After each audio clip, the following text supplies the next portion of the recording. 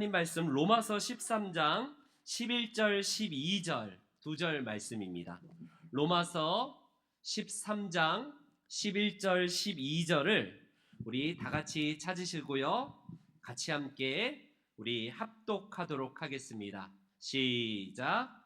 또한 너희가 이 시기를 알거니와 자다가 깰 때가 벌써 되었으니 이는 이제 우리의 구원이 처음 믿을 때보다 가까웠음이라. 밤이 깊고 낮이 가까웠으니 그러므로 우리가 어둠의 일을 벗고 빛의 갑옷을 입자. 아멘. 아멘.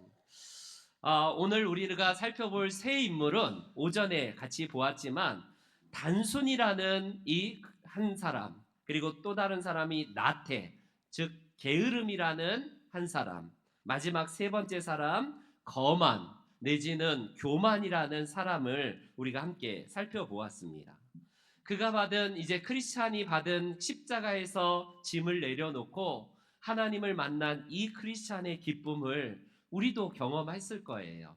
처음 주님을 만났을 때에 눈물 콧물을 흘리면서 전부를 다 주님께 드려도 아깝지 않는 그 인생의 주인 되신 주님께 우리가 나아갔을 때에 죄의 무거운 짐들이 단번에 벗겨지고요. 우린 구원의 백성들이 된 것을 너무 감사하여서 이 귀한 은혜를 붙들고 있습니다. 그런데 십자가 언덕을 내려와서 마주친 세 명의 모습이 흡사 과거의 그의 모습이었거나 앞으로 우리가 만날 그런 우리 인생의 어떤 영적인 모습일 수도 있다는 것을 잔 버니어는 그리고 있습니다. 그들이 잠만 잔 게 아니라 발목에 족쇄가 채워져 있다는 것은 뭘 의미할까요?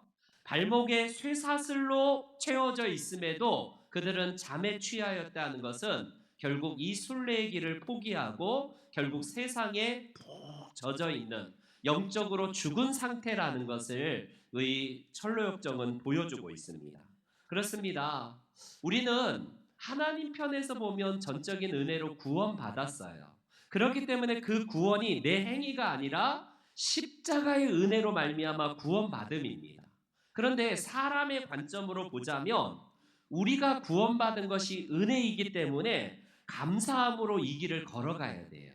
그렇기 때문에 이 감사로 이 길을 걸어갈 때에 우리 안에 있는 부패함, 세상을 닮아가려고 하고 늘 세상의 모습이 더 눈에 들어오기 때문에 크리스찬처럼 우리가요 이 길을 올곧이 걸어가야 되는데 하지만 쓰러져 지쳐서 잠들 때도 있을 수도 있고요. 잠이 또 때로는 유혹을 받아서 들 수도 있어요.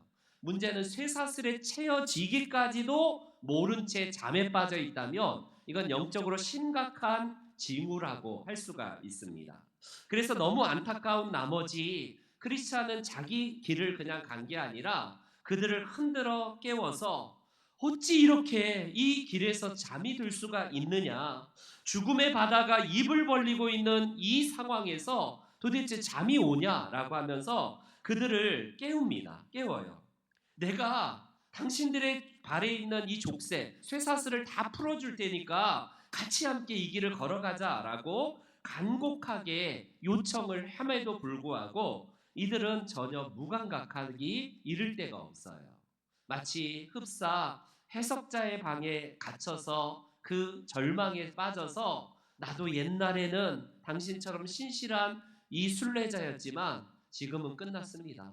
끝났습니다. 라고 그렇게 지레 자기가 그냥 아예 이 길에서 포기한 사람들처럼 오늘 이 세 사람의 모습이 그러하다라는 것입니다. 첫 번째 사람을 우리는 단순, 이렇게 무지라는 심플이라는 사람을 만나요. 심플. 그래서 그가 우리 용어로 보면 심플이라는 단어가 영어로 멍청이라는 의미도 있거든요. 단순함을 넘어서 너무 단순해서 우둔하기 짝이 없는 사람을 일컬어서 더 심플이라고 이렇게 얘기하는 것이 바보 같은 사람, 우둔한 사람을 일컬은 것이 이 심플입니다. 그렇기 때문에 우리가 이 크리스찬이 흔들어 깨우면서 당신은 사탄의 밥이 되기 쉬운데 왜 여기서 잠을 자고 있느냐라고 흔들어 깨워도 도대체 그게 뭐가 위험하냐? 아무런 위험 징후도 없는데 왜 도대체 나를 귀찮게 하느냐라고 하면서요. 그는 오히려 짜증을 내면서 이 크리스찬에게 그냥 오히려 역정을 내는 모습을 봅니다. 우리도 한치 앞이 보이지 않는 이 세상을 살 때에 자기에게 위험이 감지됐다는 것을 느끼는 것만 해도 우리는요, 그래도 가능성이 있어요. 예를 들어서 신앙생활 하다가 나는 왜 이렇게 믿음이 자라지 않지? 왜 하나님이 기뻐하시지 않는 일을 이렇게 행할까? 그렇게 막 너무 하나님 앞에서 이런 절감한다는 자체가 오히려 가능성이 있어요. 내가 뭐 어쨌다고? 나는 주일 성수 잘하고 있고 내가 뭘 아무런 뭐가 어쩌다고 이런 게 훨씬 위험해요. 차라리 내 몸을 쳐서 하나님 앞에 어찌할꼬 하면서 탄식하면서 나의 이 부패와 죄성과 이 타락함을 하나님 앞에 탄식하는 게 훨씬 더 우리가 가능성이 있고 그게 우리 하나님께서 귀하게 보시는 인생이라고 할 수 있습니다.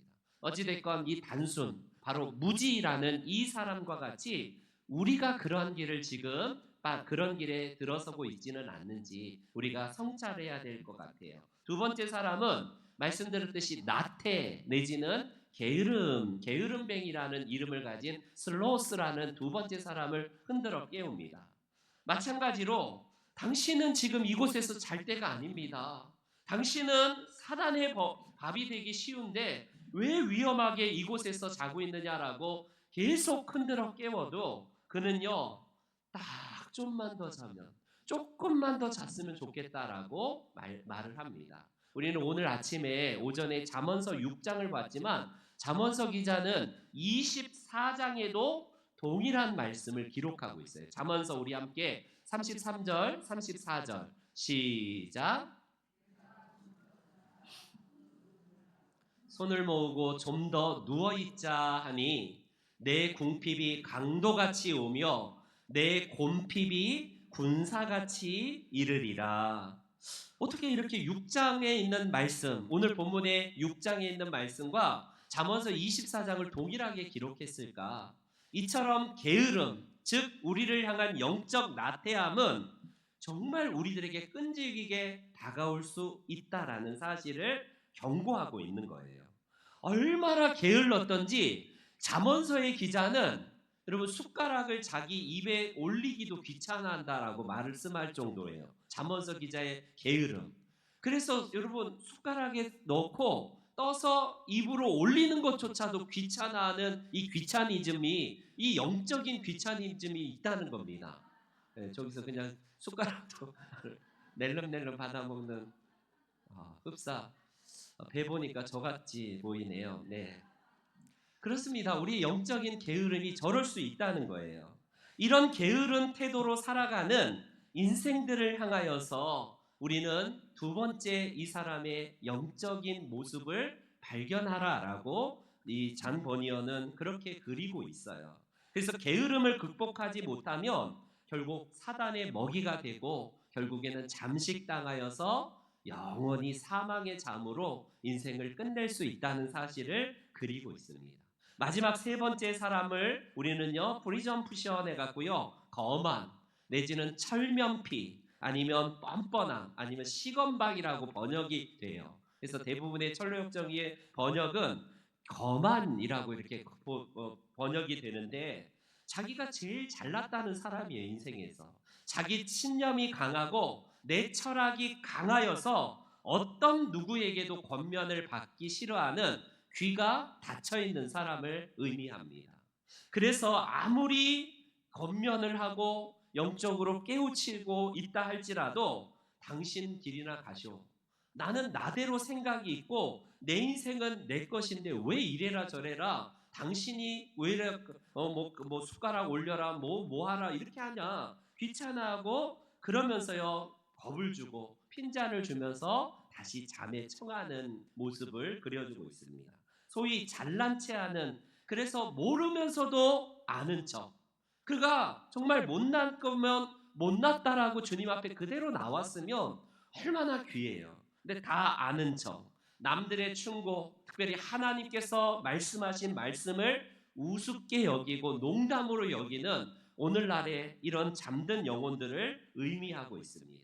그렇기 때문에 우리도 얼마든지 완고한 강팍한 심령이 될 수도 있다는 사실을 이 세 번째 사람을 통하여서 우리는 교훈을 받는 거예요. 잔 버니어는요, 철로역정에서 이 매여 있는 세 가지 이 사람들, 그것이 깊은 영혼에 빠진 사람들의 특징이라고 우리들에게 말씀하고 있습니다. 저와 여러분들은 오늘 이 시대를 향한 우리 주님의 권면을 기억하십니까? 2000년 전 예수님께서 제자들을 이끌고 겟세마네 동산에 올라가서 나와 함께 깨어서 기도하자. 주님은 이제 십자가를 앞둔 이 시점에서 극심한 스트레스로 인하여서 하나님 앞에 엎드려 기도하는데, 기도라기보다는 거의 처절한 사투에 가까운 기도를 하십니다. 그러니 땀방울이 핏방울 정도 될 정도로 엄청나게 사투를 벌이는 기도를 하는데, 뭐라고 합니까? 와서 보니까 제자들은 다 자요.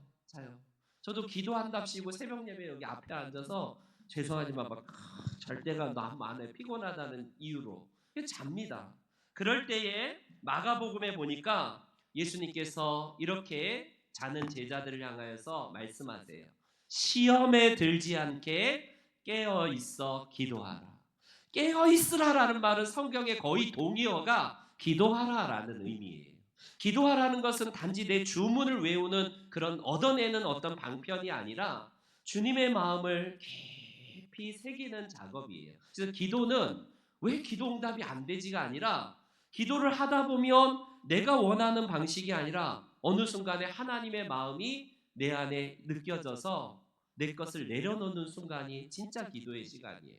처음에는 내가 원하는 방식대로 이거 줘야 됩니다, 이거 해야 됩니다 하는데, 기도하다 보니까 하나님의 뜻이 이게 아닐 수도 있구나라는 사실을 기도하는 사람들에게 하나님은 그의 마음들을 바꿔주세요.